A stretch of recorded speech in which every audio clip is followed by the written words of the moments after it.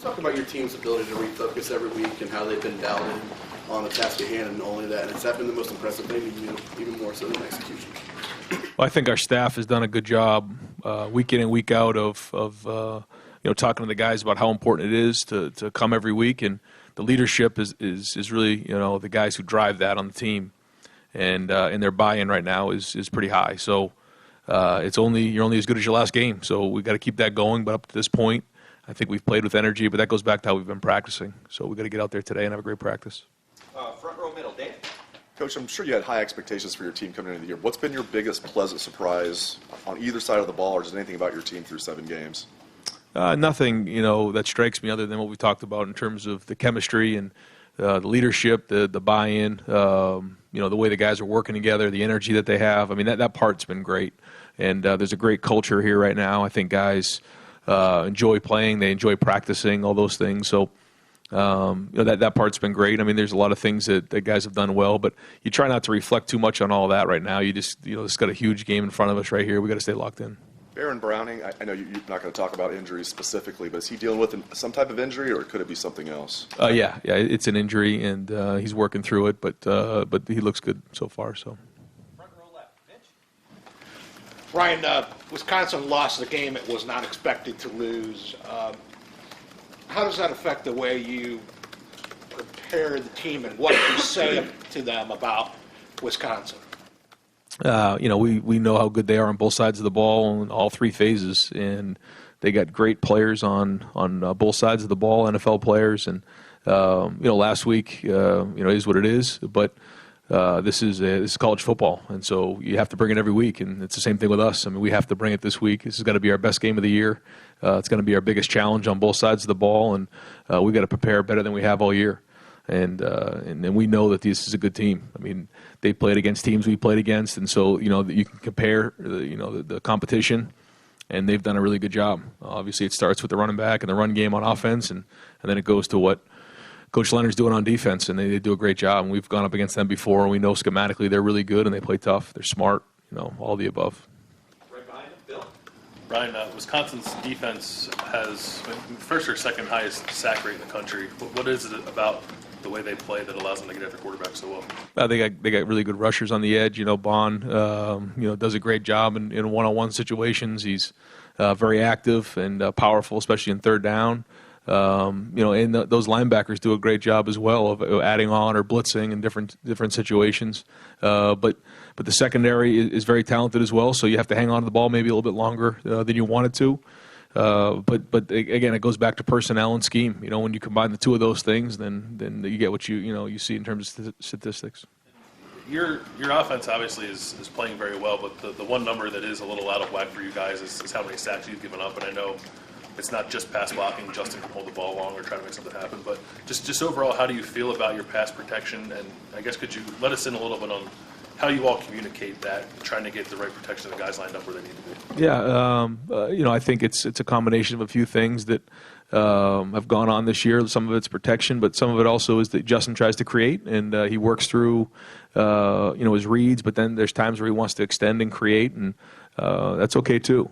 So it's not the end of the world sometimes on third down if he's looking to create if we take a sack, because there's also times like in that big third down he got, 3rd and 14, he avoided a sack, probably could have thrown the ball away there. He didn't. He avoided the sack and then keeps his eyes downfield and finds KJ for a first down. So I think it's a little bit of that. But there are some things we got to clean up in protection as well. How do you feel about the way that Justin sees that pre-snap and how he and I guess it's Josh sort of communicate that to everybody else? Yeah, I mean, the center makes the call, and Justin's on board with that, and then he can also trump him at any point, and they communicate that, and we spend a lot of time on protection and making sure that we're identifying where the pressure is coming from, and then those guys have done an excellent job, in my opinion, of communicating the protection, and so we've held on to the ball a little bit longer this year, but that's by design. Ryan, you talked about DeWand after the game, and he's such an interesting athlete. You guys used him on the field goal block. It looks like if you want to, he could be an extra guy in short yardage or something. Is it worth going beyond 4 games with him to come up with a role, or do you need to just have one more left with him? He'll probably go more than 4 just because he is very talented. We want to get him in some of these games, when we can. And, his ceiling's very high, and we want his development to continue. And I really think it's important for these guys to play. Again, we won't be foolish with this and waste a year, but at the same time, the more these guys can play, I think you saw that in the fourth quarter. I thought on both sides of the ball, guys were into it. We were playing hard. We were competing. I think that goes back to 6 or 7 games of guys playing and being on film and getting better and having that hope that they are going to play in a game, as opposed to going through 6 or 7 games without ever actually getting on the field. And that can, kind of stun people's development. So, we're going to play them if it makes sense. We also don't want to be foolish. And Thayer, he didn't look like he was at full speed. I don't want to talk about the specifics there, but just getting him involved and the way he was able to respond, how significant was that just to get him through that game? And he gave you guys a lift when he was in there. Yeah, it was gritty. It was tough. Thayer, played for his teammates, which goes to show you what kind of kid he is. Great kid, unselfish. I think the day off was great for him. He's feeling good, and he should be ready to go this week. Front row left. Nathan? Obviously, Wisconsin has, succeeded at a pretty high rate in this conference. Other schools like that, and Ohio State's been another tier above that. So, just as a head coach, how much do you feel like that is part of your calling or whatever here to keep a gap between Ohio State and programs like this one?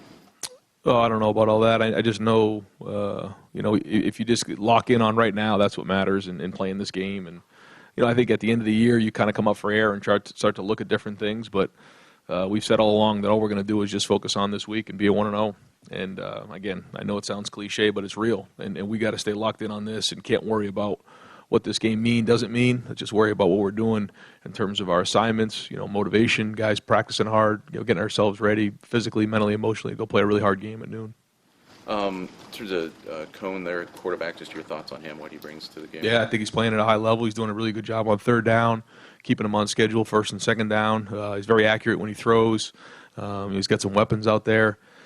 And I think he's really, obviously Taylor's the guy that gets him going, but Cone has done a really excellent job of managing that offense, and he's a good player, and so I think as the team goes, and it's between Taylor and Cone. I mean, they're the guys that get these guys going, and then Cephas on the perimeter in one-on-one situations is a matchup issue, so they have weapons and they have a really good scheme as well. Right behind him, Ari? Ryan, when Justin entered the transfer portal, it was a very short amount of time, condensed recruitment almost, from just recruiting somebody out of high school. I know you guys looked at him when he was in high school, but how much did you know about him during that short amount of time? Because it seems like very quick between portal and then now he's at Ohio State. And what did you have to do to familiarize yourself enough to know that he's a guy that you want and need in your program? Yeah, we did a bunch of homework on him when he was coming out.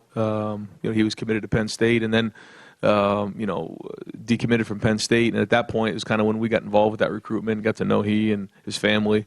So at that time we kind of knew enough about him. His high school coach is somebody that I've known for a while, and somebody that when I recruited the school back when I had Atlanta, I knew those guys. So once we saw that he was in the portal, we kind of already knew about him, knew his family, so moved pretty quick, and it all worked out. Recruiting process, and maybe now that the transfer portal is becoming a thing, how much do you rely on evaluations as a evaluator yourself from people that work with him at the Elite 11, the camp circuit? There's a lot of evaluations being done by a lot of different people, and I was just wondering how much credence you give to these guys and if it ever impacts your decision. Yeah, I think anytime you were trying to figure out, especially a quarterback, you use as many tools as you can. Coaches in the area, guys that have played against them, coaches he's had, teammates.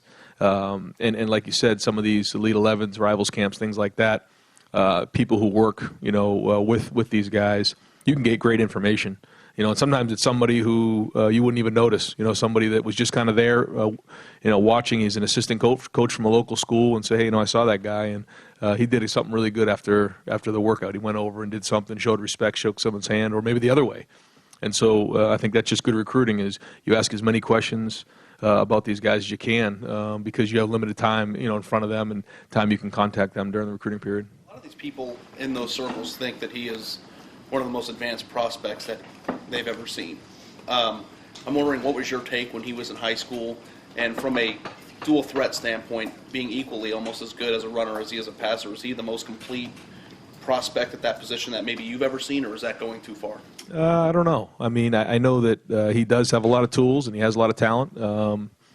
So I don't know. I mean, there's a lot of talented guys out there, but what they do with their talent in terms of creating discipline and skill is what's critical, and he's in the process of doing that. But I don't know. I mean, I guess I haven't sat down and thought about where he ranks with some of the other quarterbacks coming out of high school, but certainly number one recruit in the country, and he got a lot of respect coming out. Third row right, Rob. Ryan, I'm guessing that the TCU game last year feels like a million years away. This arguably is the biggest challenge since that game for you. That was your first one. Do you look back and just say, I have come a long way, or how you've come a long way as that coach to today? Have you seen an evolution, and in what ways? I try not to, think about things like that when I'm driving to and from work and all that, because there's so much going on that we need to get done in terms of on a daily basis, in terms of tasks and everything like that. But that does seem like a long time ago, and a lot of things have happened since then.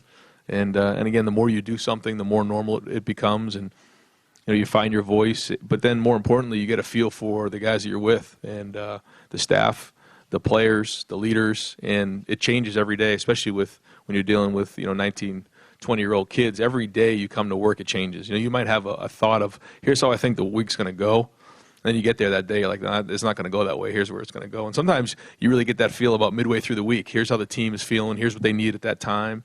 And then you go from there. And I think that's good leadership. And I think that's something that I've really got a good feel for in rhythm as time has gone on, is getting a feel for the team and their personality as the weeks have gone on. What's the one thing you didn't see coming that is really different when you TCU and to here? Is it maybe it's not even the football side of it? I don't know. No, I don't think there's one thing that I would say that just jumps off as you ask me right now that has caught me off guard. I'd have to probably think about that and get back to you, but certainly things pop up here and there that you got to be able to adjust to. Booster meetings, alumni meetings. I mean, the people around here are great. I love some of the people that we deal with here. They're great people. Our administration's unbelievable, and it's part of the gig, and I love every part of it. Front row far left, Lori. Coach, the week of the Miami game, you were asked and said that you thought that this team could be something special. How much has what has happened since then convinced you of that? I think each week I feel more and more confident about what we're talking about. But again, it all goes back to what we do this week. So I try not to get over my skis in that and start talking about all that too much. I do think that's the case. We have a special group of guys that can be great, but again, it doesn't mean anything if we don't perform week in and week out. And we have a huge challenge this week. It's going to be tough. It's going to be hard. These guys are physical. We're going to have to bring it in every single way. And if we just stay focused on that, all those things are going to come down the road we can look back on. But, you cannot let one get away. And this is going to be as hard as it gets. These guys, are coming off a tough loss. They're going to be more hungry than ever coming in here. And, I read a few of the articles saying, they have something to prove more and more now as we get closer to this game. And so it's going to take everything we have to win this thing. So the conventional wisdom is true that a team coming off a loss is hungrier, more dangerous than a team that's fat and happy after a win? I think that there are always issues on film, and it's really the job of the coaching staff and the leaders to make sure that we address those issues. So there were issues in the Northwestern game. Now, can we address those issues and get better from those issues and understand and be open to criticism and be self-reflective in order to get those issues addressed? Sometimes, after a loss, they're a little bit more, attentive to those things, and something that we've been hammering with our guys. Let's not let it take a loss for us to understand the issues that are there, because they're always there on film, and that's what Sundays are for, getting those things fixed. And then once we have our victory meal, we move on to the next team. Second row right, Tony. Ryan, you and Kevin have dealt with Wisconsin. You kind of know maybe what's worked, what hasn't. What kind of value does Mike Yurcich, brand new set of eyeballs, have against a defense like that? But big time. He's always got really good ideas, and so always coming up and drawing stuff on the board, coming up with different things, and so it's always good to have great ideas, and that's what Sunday, Monday, Tuesday, or 4 is coming up with different things to attack the defense with, and then but at the end of the day, it comes down to execution and how we install that and make sure that guys are locked in and can execute at a high level. And then, what has been the most adversity you guys have ever overcome this year? I don't know if it's any one thing. There's different things that come up on a week-to-week basis, and we're going to have them even more as we could move forward. I think that some of these games have gotten sideways pretty quick, but there's nothing to be ashamed of there. I mean, guys are working really hard, and I mean we've had practices that we're not proud of, that we had to tighten up on and different things, but they're coming. Third row left, Dan.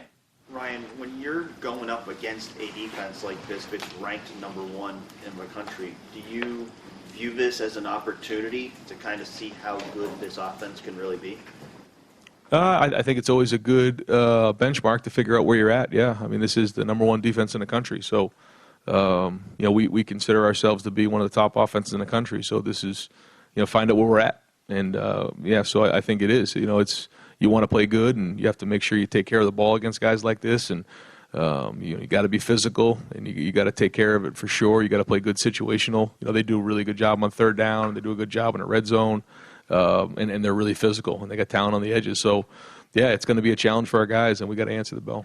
And you were asked about DeJuan, a couple other guys, Kate Stover, Steele Chambers. They're at that free game mark right now. Where are you at with those guys in terms of whether they could redshirt or continue playing?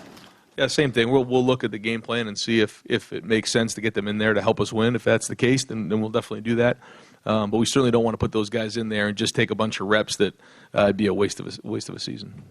Right behind him, Patrick. Ryan, in a few of these games recently, you guys have, I don't want to say struggled in the first quarter, but maybe not put up as many points as you do in the second. I'm curious if you could take us inside the sidelines and the conversations you're having as you look at defenses, you're talking up in the box, how you make those changes that then has allowed that second quarter explosion we've seen. Well, I think we play against good teams. We play against good defenses. Even my wife said, well, it was a tough first quarter, and I looked at the thing, and in 10 minutes we scored a touchdown. And I was like, 4 minutes into the game we scored a touchdown. It wasn't that bad, I mean, the standard is pretty high around here. We score 52, and it's like we were really slow in the first quarter. It's like, okay, that's good. That's a good problem to have.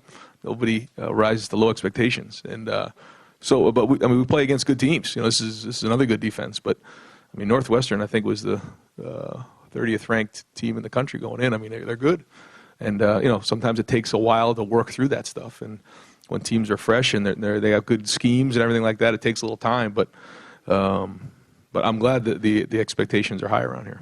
Are you communicating? Okay, this is what we thought might work. Let's switch to this, plan B type of thing, or is that kind of the conversation? Of course. Yeah. It's conversations about matchups, about schematics, what's going on, the rhythm. Is this a good play? Is this not a good play? Where are we at in the game? Those type of things they're all being talked about. Right, Bill.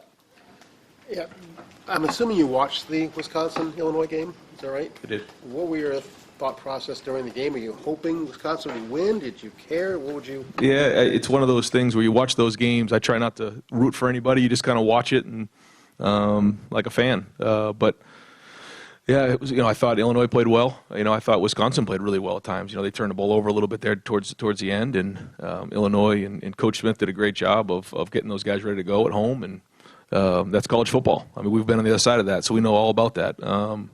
But yeah, no, I was just watching the game just to kind of get my eyeballs on it. And does that kind of reinforce what you've been preaching to your team all along? That hey, anything can happen, and this is Exhibit A of that. Of course, yeah. I mean, again, we know exactly what that means, and a lot of teams, are the same way, and so that's why you have to bring it every week. Yeah, it's tough. But again, there's a lot of great teams in the Big Ten, and they come, and to win a game on the road in the Big Ten is really hard. To win at home in the Big Ten is really hard. I mean, these are really good coaches, really good players.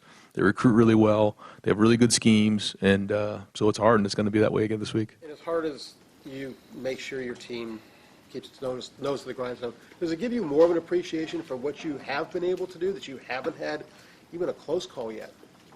I mean, I know that we're excited the way that game played out Friday night for sure, and that coming off the bye, I thought the energy was good, and the way that we finished the first half was good, and the way we finished out the game I thought was solid. So that's been great. But again, it doesn't matter until you get to the end of the season. When you look back on the body of work, where are we at? It's easy to say, oh, yeah, we're doing great. Oh, yeah, but there's a lot of football left to be played. So all that can go out the window if we don't show up again on Saturday. Right next door, Tim. Yeah, Ryan, following up on that, when you watch Wisconsin with its number one ranked defense in almost every category, but then it gave up some big plays against Illinois, some basic plays. Does that, do you think, help your offense's confidence going into a game like this, that if you keep knocking on wood, so to speak, it'll be there? Yeah. I think we always have a good game plan going in that we feel confident about, and we believe that if we do these type of things, and when we do have confidence, that we should be able to move the ball. That's part of who we are. But this is a good defense, and it's hard to find areas to attack them. I mean, they're good in all areas, so it's going to be hard. And Illinois did find a couple things, but that's why we spend so much time game planning and making sure we go through everything. Yeah, I was going to follow up with that question. What is it about their defense that stands out most? They seem to pretty much play you straight up more than anything because they feel like they're talented. What just stands out about their defense more than anything else? So they're so stout up front, those guys up front, Loudermilk and all those guys. Or I mean, they're strong and powerful in there. So they win the line of scrimmage. They have a two-gap in mindset, and so they always always have an extra gap in there. And then in the back end, I think they're very, very well coached. Coach Leonard does a really good job of, their leverage and the way they drive on things and their pattern matching and all those things. So I think it's a combination of scheme and also toughness and execution. Quickie, when you have to play Nicholas Petit-Frere's the fourth tackle y'all started this year, obviously you'd rather play with your first teams, I think, going in at least. But as you look back on it, what is the benefit of that silver lining, I guess? Yeah, that we've built depth there. And that was our fourth tackle, like you said, which that's pretty amazing that we can put our fourth tackle in the game against Northwestern, against a pretty good front right there, and still kind of hang in there. He didn't have a perfect game. He didn't grade a champion, but he was competing the best he could, and Thayer kind of supplemented him in there in the second quarter, which was great. And then we got DeWanda in there at the end. So building depth, like we talked about from day one, the offensive line was going to be critical. They were all going to play. I didn't know how they were all going to play, but they are, and it's good to see Nick step up. Front row, middle, Joey. You guys lead the nation in third down conversion rates for your offense, and even looking back at that Northwestern game, you guys were able to convert a few third and longs. JK runs for 8 yards. Justin kind of has the one play where he scrambles and it's 3rd and 15. Why is that an area your offense is able to succeed at? I think ideally when we stay on schedule and it's third and manageable, that gives us our best chance. We have an opportunity to run or pass, which is always good. When you start to get into third and longs, then now it's a little bit more always going to be a pass, and they can tee off a little bit. So staying on schedule is critical for us. I think our guys have done a pretty good job in protection, and Justin's done a good job of creating and giving guys a little bit more time downfield to get open. And for the most part, our receivers have competed well on third down. The flip side of that, Wisconsin's really a third down defense. I think they're first in the country in that as well. What challenges will they pose for you guys on third down? The pass rush is really good. I mean, Bond coming off the edge is dynamite. I mean, he's really good, but he's not the only one. I mean, they got other guys right there. They have good scheme, good coverage. They'll challenge you. They're not afraid to get up in your mug and in the perimeter and challenge you and make it hard and disrupt the route. So, they don't miss. When they get in there, they get a shot at you. They don't miss. Just one more.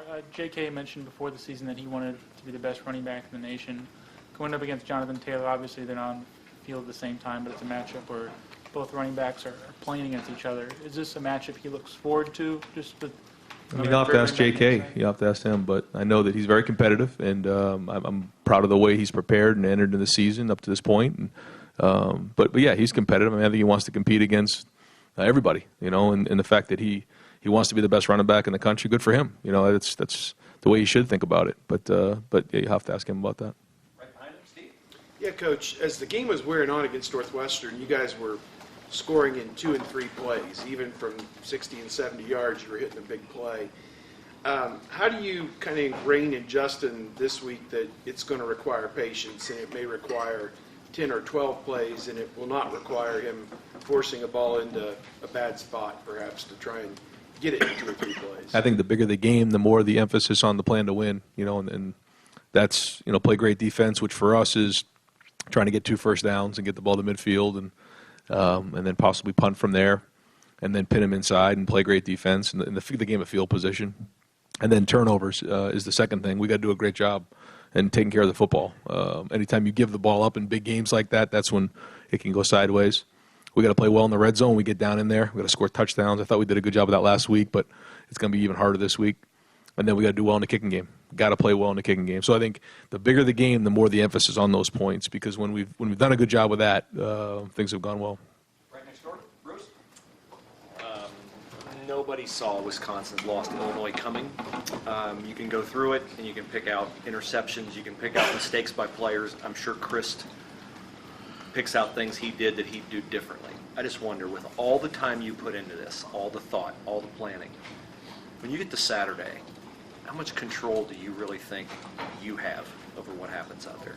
I think by the time you get to Saturday, the hay's in the barn, and by the time you get to that field, the work that's been done in terms of game planning, installing, practicing Tuesday on the first, second down game plan, and then doing a good job on Wednesday with third down red zone, and then polishing it up on Thursday. And then from there, Fridays is all about tips and tests and film and making sure guys are prepared. Physically is just as much as mentally, though, and so I think once you get to that point, all those decisions are made. The game plan's done, and I think that's where it's really, really important. That's what we've been really focusing on. That once you get to the game, you kind of sink to the level of training, and I've always believed that. I don't think there's any magical plays you just pull out. It's all about how well can you execute them, and how well do the guys know them, and how do they fit and put your best players in a chance to be successful.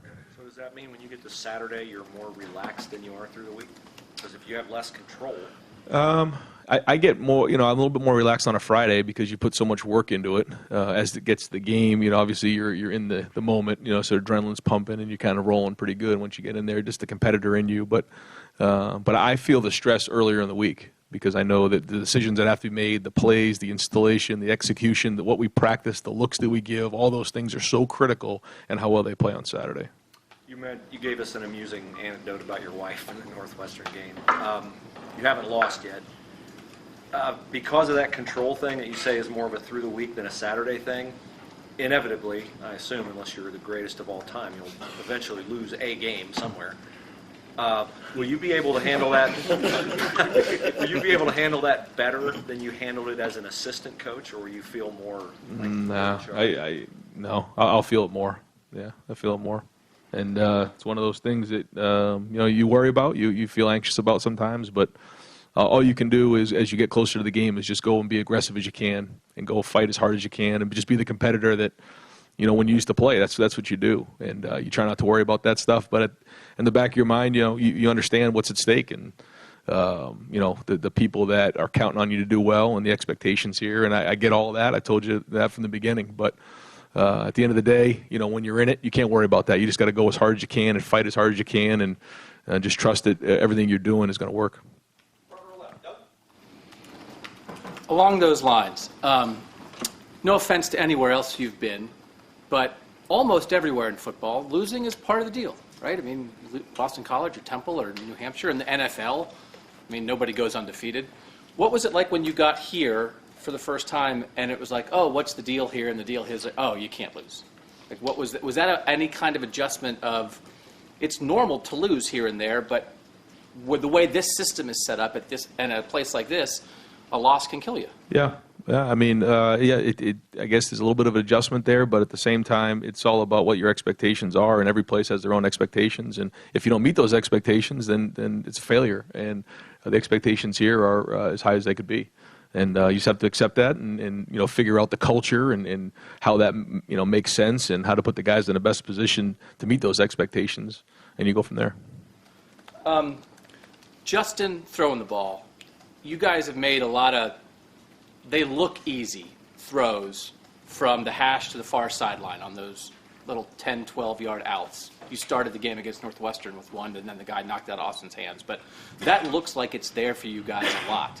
It obviously can't be as easy to execute that as you guys sometimes make it look. What is required for you guys to be able to do that repeatedly, and you have done that all year? Yeah, I think that the timing and the work that's put in during the week of understanding, the structure of the defense, where the ball needs to go. I think Justin's done a good job of, seeing, okay, here's the coverage, this is where the ball needs to go. I think the receivers have done a good job spacing out the routes, creating separation, and then making the throw and the catch, but then also the protection that comes with it. The passing game can look real foolish if there's no protection. But it all comes down to identifying what it is, practicing it, and then being competitively excellent during the game. And that's kind of what's gone on so far, and we got to keep that rolling. What's the arm strength that Justin needs or any quarterback needs to be able to make that throw look easy? Arm strength's a funny thing, and being a quarterback guy, we could talk for hours about what arm strength really is. It's not really the strength of your arm physically. It's all about sequencing and how you can take energy from the ground up. And he does an excellent job of that. But so much of it has to do with your footwork and making sure your cleats are in the ground, and then you're driving the football. Some guys just have naturally better whip than other guys. They can push the ball down the field. But, and there's a certain level of just natural ability and understanding that. But I think a lot of it is coaching and understanding, the footwork and timing up the footwork to make sure that the ball comes out at the right time and with the right pace. And he's been good at that. Yeah, he's been very good at that. Again, is he perfect? No, but he's doing a good job so far. And I don't know that we've asked this generally. Jonathan Taylor, he's good. Why is he good? What do you see with the guy? Why isn't he good? I mean, he's strong, fast. He can change direction. He's powerful. Guys bounce off of him. Runs with an attitude. A lot of guys who are that big don't have the agility that he has. He's got good agility. He can run away. He's good out of the backfield. He's caught the ball. I mean, he's kind of an all-purpose back. Defensively, one of the biggest issues last year seemed to be stopping the run. This year, guys are only allowing about 2.5 yards per carry. How do you see you guys' ability to stop the run this year? How important have those interior guys been? Well, I know this is going to be the biggest challenge of the year, and it's a major challenge for the guys up front in the front seven and in the secondary. These guys are big, strong, physical.